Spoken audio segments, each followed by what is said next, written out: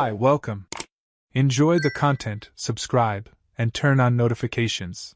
Jason always believed he knew his wife. 9 years of marriage had built a foundation he imagined was solid, made of rushed mornings sharing the bathroom, debates over which show to watch on Friday nights, and that comfortable silence only truly connected couples can share. He was an architect, spending his days designing spaces other people would inhabit, and Lauren was a marketing manager at a digital agency, always energetic, always ready to discuss a new campaign over dinner. They lived in a 2-story house in a quiet suburb of Portland, Oregon, with a garden Jason never had time to properly tend to and a Labrador named Murphy that Lauren insisted on adopting 3 years ago. Their routine was predictable, but Jason liked it that way. Predictability meant stability. It meant everything was where it was supposed to be. He left home at 7:30 every morning, Lauren left at 8. They came back between 6 and 7 in the evening, depending on traffic. They had dinner together most nights. Sex happened on Saturdays, sometimes Sundays if Lauren wasn't too tired. It wasn't the burning passion of their early years, but it was comfortable. It was what mature marriages were supposed to be, Jason thought. Then came the father-in-law's invitation. Robert called on a Tuesday afternoon, his voice carrying a strange, almost hesitant tone. "Jason, do you have some free time tomorrow morning? I thought we could grab coffee, just the two of us. It's been a while since we've had a proper conversation." Jason found it unusual. Robert was a 65-year-old retired lawyer, a serious, straightforward man who never made casual invitations without a reason. But Jason liked his father-in-law and respected his opinion, so he agreed without thinking much of it. They met at 9 in the morning at a downtown cafe, far from Jason's office and Robert's house. The place was moderately busy, the hum of conversations and espresso machines creating a curtain of sound around them. Robert ordered black coffee, Jason got a cappuccino. They sat in silence for a few minutes, Robert stirring his spoon in his coffee even though he hadn't added sugar, his eyes fixed on the worn wooden table. "Jason," Robert began, his voice low but firm, "I need to ask you something, and I want you to be honest with me. Are you ready for the divorce that's coming?" Jason's world stopped.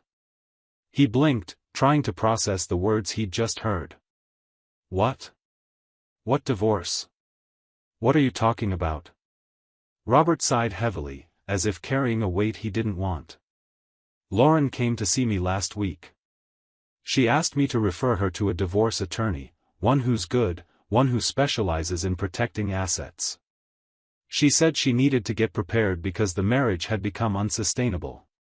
A cold feeling spread across Jason's chest. "That doesn't make sense. We're not having problems.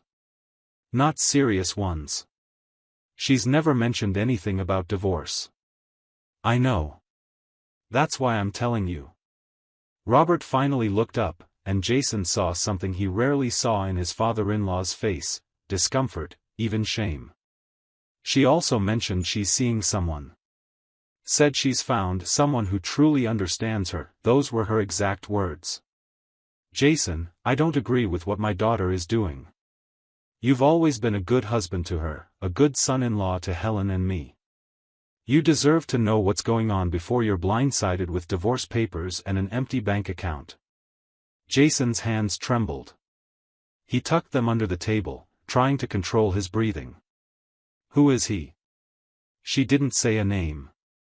But she mentioned that he helps her process emotions you never validated. Does that ring any bells? Jason closed his eyes. Validate emotions. Process. That therapeutic language Lauren had started using over the past few months. She'd begun therapy in March, almost 6 months ago, saying she was feeling overwhelmed at work, anxious, and needed space to care for her mental health. Jason had fully supported her, even paid for the private sessions since her insurance didn't cover them.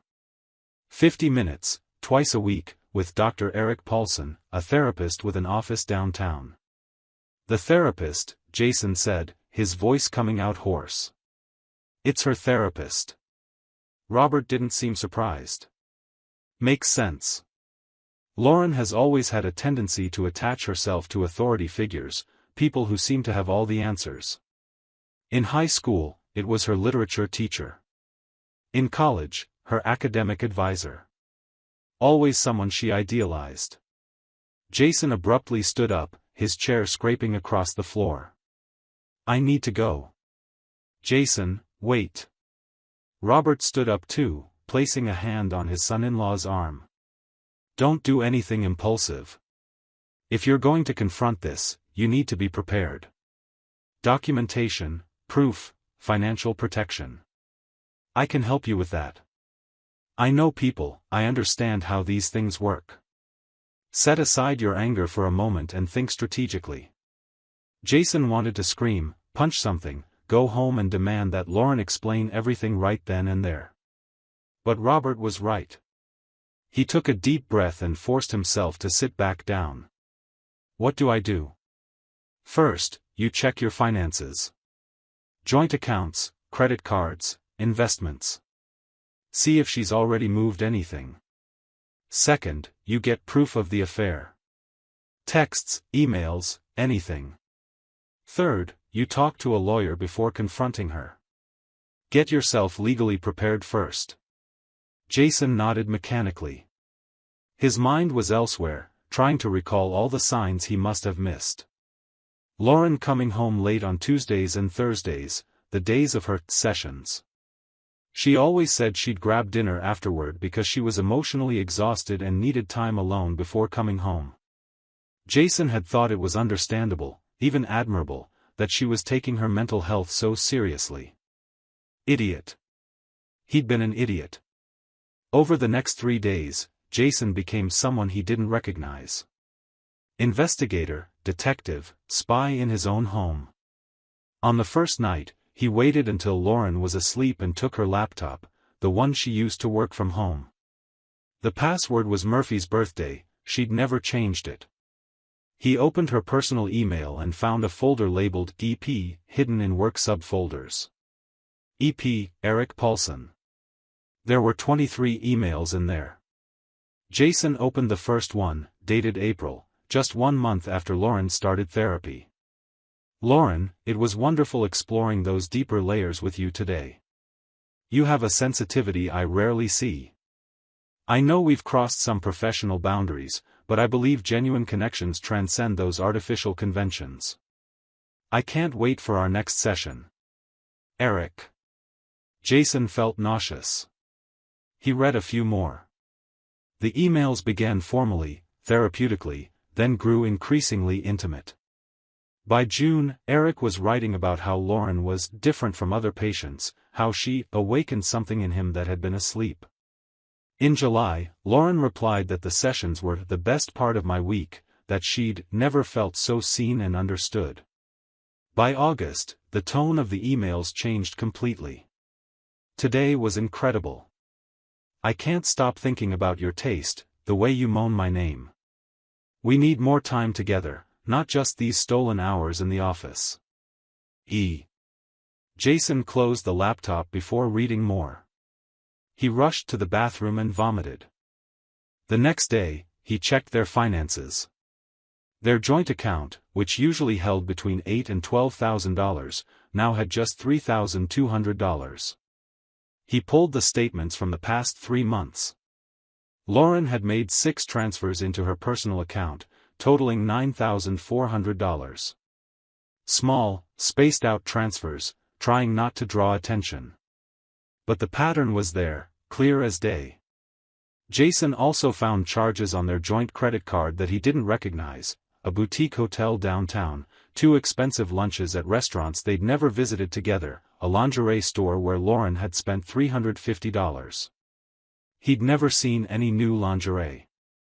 On Thursday, Jason met with Robert again, this time bringing printouts of everything he'd uncovered. Robert examined the documents with a professional eye, his expression hardening with each page. "She's getting ready," Robert finally said. "Moving money, creating evidence of expenses to justify financial need in the divorce. And this therapist situation is extremely unethical. That man could lose his license if this comes to light." Jason, you've got everything you need here. Now the question is, how do you want to proceed? I want to confront her. Today. Not today. Tomorrow. That gives you time to do one more thing. Robert slid a business card across the table. Call this lawyer today. Tell him everything. Get the divorce papers ready before you confront her. That way, when you lay your cards on the table, you're already 3 steps ahead. Jason called the lawyer, a man named Marcus Chen, whom Robert assured him was excellent and discreet. They scheduled a meeting for 7 a.m. Friday, before regular business hours. Marcus listened to everything, took notes, and requested copies of all the documents Jason had. 2 hours later, Jason left the office with a folder containing preliminary divorce papers, an asset freeze request, and a report Marcus promised to submit to Oregon Psychology Ethics Board regarding Eric Paulson's conduct. You've got a solid case, Marcus said as they parted ways. Infidelity, diversion of marital assets, planning for fraud. She's not going to come out of this well. Friday night, Lauren arrived home at 8:15 p.m. Jason was waiting in the living room, seated on the sofa with Murphy at his feet. The TV was off. The house was silent. Hey, love, Lauren said with that familiar smile Jason knew so well, the same smile she used every day, as if nothing were wrong, as if she weren't destroying 9 years of marriage with every lie. Sorry I'm late, the session was intense today, and I needed some time afterward. Session, Jason repeated, his voice neutral. How was it with Dr. Paulson? It was good. We worked on some things around self-esteem and personal boundaries. Lauren dropped her bag on the sideboard and slipped off her shoes. Did you eat? I can make something quick. It's funny you mention personal boundaries, Jason said, picking up the tablet beside him. Because I've been thinking a lot about that lately, about boundaries, ethics, what's appropriate between a therapist and a patient. Lauren froze. Something shifted in her face, a tension forming around her eyes. What are you talking about? Jason turned the tablet toward her, showing the screen with the emails open. He'd selected the worst ones, the most explicit, the ones that left no room for interpretation. Lauren went pale, her mouth opening but no sound coming out.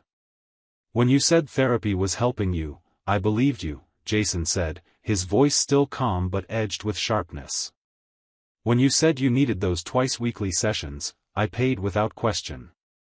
When you came home late saying you were emotionally drained, I made you tea and gave you space. I was a supportive husband, Lauren. Supportive of your betrayal. Jason, it's not what you think. Don't insult me. Now there was anger in his voice, controlled but present. I read the emails. All of them. From, you have a sensitivity I rarely see, to, I can't stop thinking about your taste. You turned therapy into an affair. You used our money to pay for the privilege of cheating. And you still have the audacity to come home every day pretending we're a happy couple. Lauren sank into the armchair, tears starting to fall. I didn't want it to happen like this. I swear, Jason, when I started therapy, it really was just about working through my issues. But Eric, he understood me in a way you never did. He validated my feelings, made me feel seen. Validating feelings is his job. Sleeping with vulnerable patients is not. Jason stood and walked until he was directly in front of her. But you know what's even more interesting, Lauren? It's not just the affair. It's the $9,400 you transferred from our joint account to yours over the past 3 months. It's the hotel and restaurant charges you hid. It's the expensive lingerie you bought but never wore for me. I was going to tell you. You were going to prepare me for divorce? Jason crossed his arms. Because that's what you told your dad when you asked for a lawyer referral, that the marriage was unsustainable, that you needed to protect your assets. You planned to catch me off guard, with money already squirreled away and your narrative ready about how I'm a neglectful husband who doesn't validate your emotions. Lauren jerked her head up. My dad told you? Robert has more integrity than you'll ever have. He raised you better than this, and you know it. He's ashamed of the person you've become. Lauren's tears turned into sobs. You don't understand. You never understood. Our marriage has been dead for years, Jason. We're just roommates sharing a bed. There's no passion, no real connection. Eric showed me what it feels like to truly feel something again. Eric, Jason said with disdain, is a predator who takes advantage of vulnerable women in positions of trust. And you, Lauren, are an adult woman who made conscious choices to cheat, lie, and steal. Don't try to rewrite our history to justify your decisions. I didn't steal anything. That money was mine too. It was. Past tense. Jason walked back to the sofa and picked up the folder Marcus had prepared. Because things have changed as of now. Here are the divorce papers. I've already signed them. Here's the request to freeze all joint accounts and assets until official division. And here, he pulled out a third document, is the formal complaint my attorney will submit to Oregon Psychology Ethics Board tomorrow morning, detailing the unethical relationship between you and Dr. Eric Paulson, complete with evidence. Lauren staggered to her feet. You can't do this. It'll destroy his career. That's not my problem. He destroyed his own marriage the moment he decided to cross every professional line imaginable. By the way, did you know he's married? Has a wife named Jennifer and 2 school-aged kids. I found his LinkedIn profile. Beautiful family. I imagine she doesn't know about his special therapy sessions either. Lauren's face twisted in panic. Jason, please. It doesn't have to be like this. We can handle this like adults. We can have an amicable separation, no lives destroyed. Amicable? Jason gave a dry laugh. You wanted war when you started hiding money and planning to catch me off guard. Now you've got war. And, as it happens, I hold all the winning cards. I'll fight this. I'll hire the best lawyer money can buy. With what money? The accounts are frozen. Your family won't support you once they know everything. And no decent lawyer will touch a case where you're clearly at fault, with documented evidence of infidelity and financial bad faith. Lauren dropped to her knees, her hands covering her face. What do you want from me? Do you want me to beg? Fine, I'm begging. Please, Jason. Don't do this. Jason looked at the woman he'd shared 9 years of his life with and felt nothing. Not anger, not sadness, not pity. Just a cold emptiness where love used to be. I want you to sign the papers. I want you out of this house by Sunday. I want you to not contest the asset division outlined here, which, by the way, is generous given everything. And I want you out of my life. And if I don't sign? Then we go to court. All this evidence becomes public record. Your affair with your married therapist becomes public knowledge. Your co-workers find out, your friends find out, everyone finds out. Eric will certainly lose his license. His wife will probably sue both of you. You get to choose what kind of divorce you want. Lauren was silent for a long moment, then held out her trembling hand. Give me a pen. She signed the papers right there, on the coffee table in the living room where they'd shared hundreds of meals. When she finished, she stood without looking at Jason and walked to the bedroom. Jason heard drawers opening and closing, suitcases being dragged across the floor.